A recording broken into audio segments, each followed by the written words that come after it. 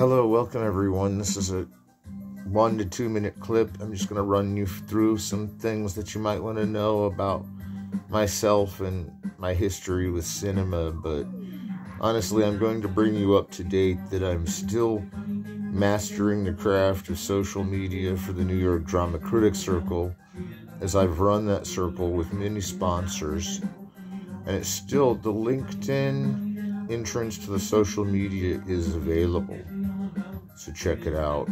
The New York Drama Critics Circle had passed around some information about myself, like whether I'd written a play, and I just did, and whether I was going to judge a theater play, which I helped with a little bit, and turned in some other, found some plays for them, and did my own, and then I was a critic for them. I built up their whole social media site that exists, and in the process, I was able to send a lot of NYU information in, and other like podcasts or videos, or a lot of what was going on with the writer's strike, which I was also using that social media, was reflecting the New York theater scene, because really it's like a mirror in Wonderland. The theaters over here in New York, and Hollywood's in LA, and it's not attention, it's just a location barrier. But I'm very happy to say that in the year of God, 2021, the New York Drama Critics Circle got me this urn. It looks like an urn or a lamp, and there's a cube in it, like a philosopher's stone. That I got that when I had my PhD. The philosopher's stone is in there, but I'm not going to reach in and take it out. That my PhD was at CalArts in writing, it's true. That I got a master's there is true. With a slew of other academic credentials. But it's time to talk about who gave me this piece.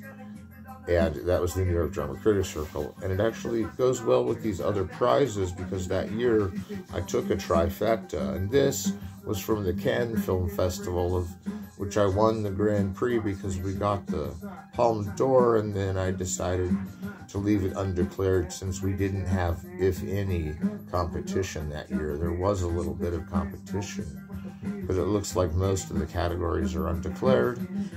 I took a job at the Academy, and was supplanting the ideas of like, well, I have a movie out, why can't it win an award? My friend in Iran has a movie out, why can't he win an award? And they pretty much said we could, win whatever we wanted, but we only did really sweep the ones we deserved it, because they say at the Cannes Film Festival in Marseille, they say they had a huge turnout. So like a martini fest while watching Orgy of the Damned. And Orgy of the Damned Decalogue is what this intro video is going to be found in. And I just got to say, we made 10 movies while we were making the one, if not more. We may have made about 13, 14 movies while we were making that one, and the camera would hide the footage from me and deliver it back to me at the least inconvenient time, but sometimes the most convenient time.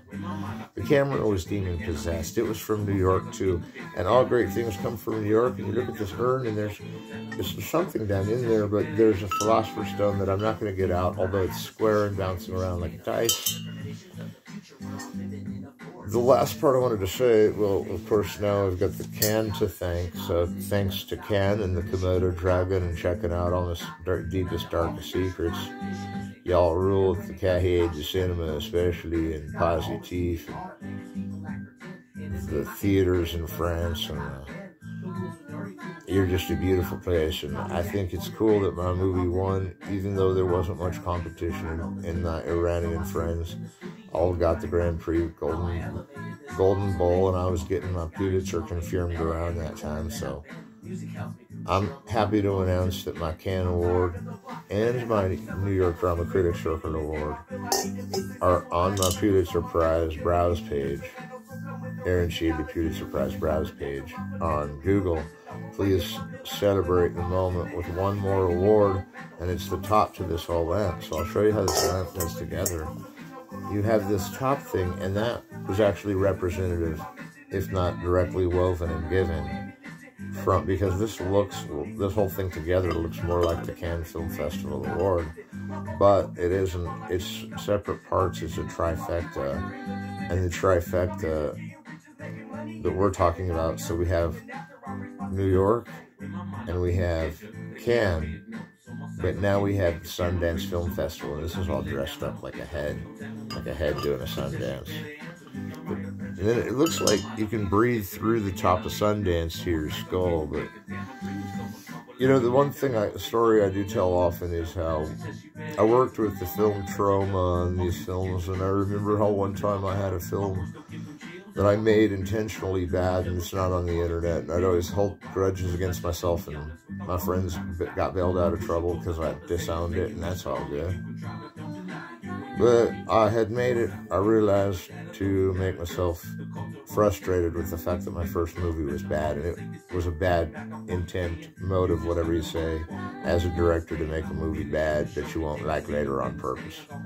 You'll grow up like a year, and it'll be out of value. Well, that film went to Fangoria and kind of got us connections there.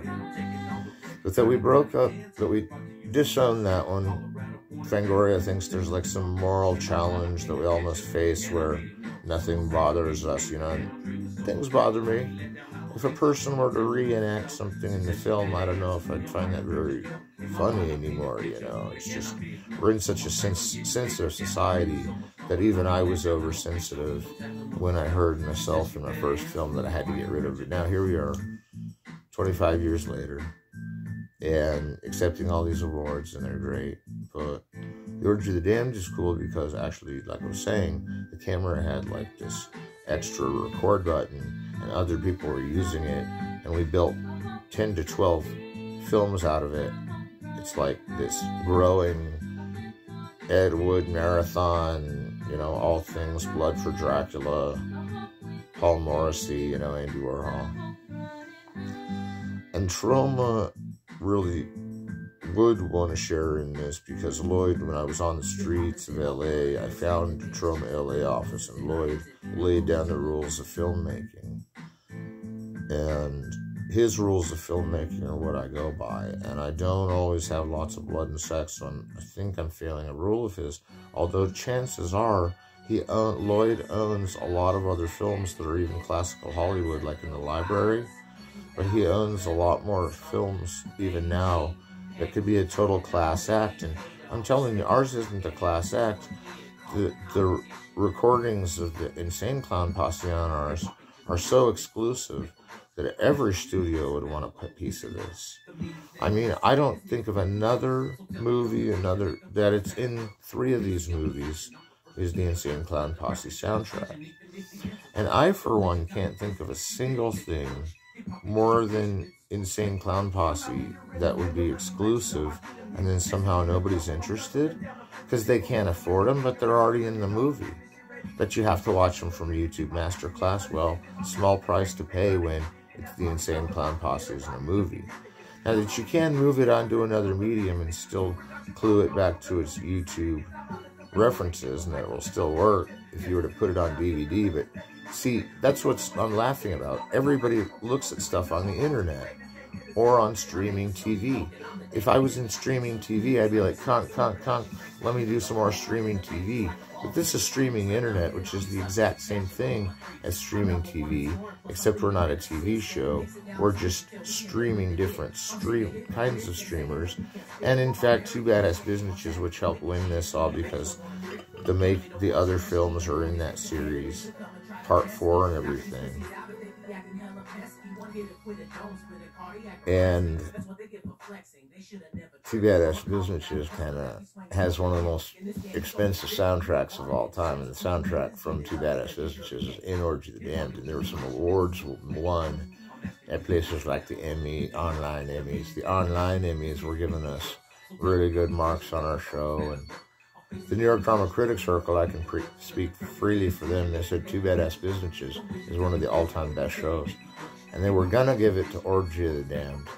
But the New York Drama Critic Circle went back to the 2020-2021 slot being empty and gave it all just to Orgy of the Damned, but then made mention that there's 11 or 12 other parts, that there's 10 or 11 other parts. And I had been a copy editor for the New York Drama Critics Circle online, and I had mentioned that, and you can see that on the LinkedIn site for the New York Drama Critics Circle, that it had to pass around the New York Drama Critics Circle at the same time. I already had Sundance in the bag, because I heard Sundance really liked my early film, Shadow of Death, and said that as soon as the sound was fixed, they'd take it in and show it at their festival. So it comes a long way from getting a bad film that Troma nearly got kicked out of Sundance because my film was so bad in the first one. And Troma didn't even want to show it, but they were begged to, and now it's one of those wretched movies you just wish would go away. It's worse than you think. And then, like, here I am 25 years later, and I'm no longer having problems like glitches with the movies or glitches with thinking things went wrong. Because, yeah, I mean, it's not like it's perfect in craft, and it wouldn't have won on a year with a David Cronenberg suite, that's for sure.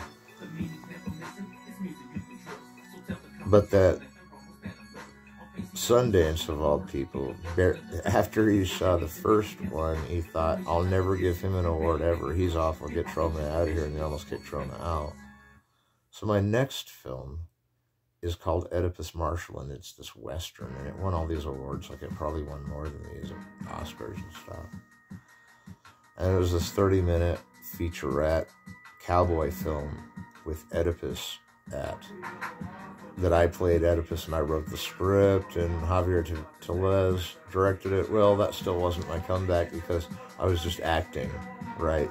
And I don't get any theater awards for my acting, but I was acting, and I was writing, so I could have got a writer award. I think I actually did. I kind of was avoiding writer awards until I could seal the deal on the Pulitzer Prize, which that was crazy, a whole nother session.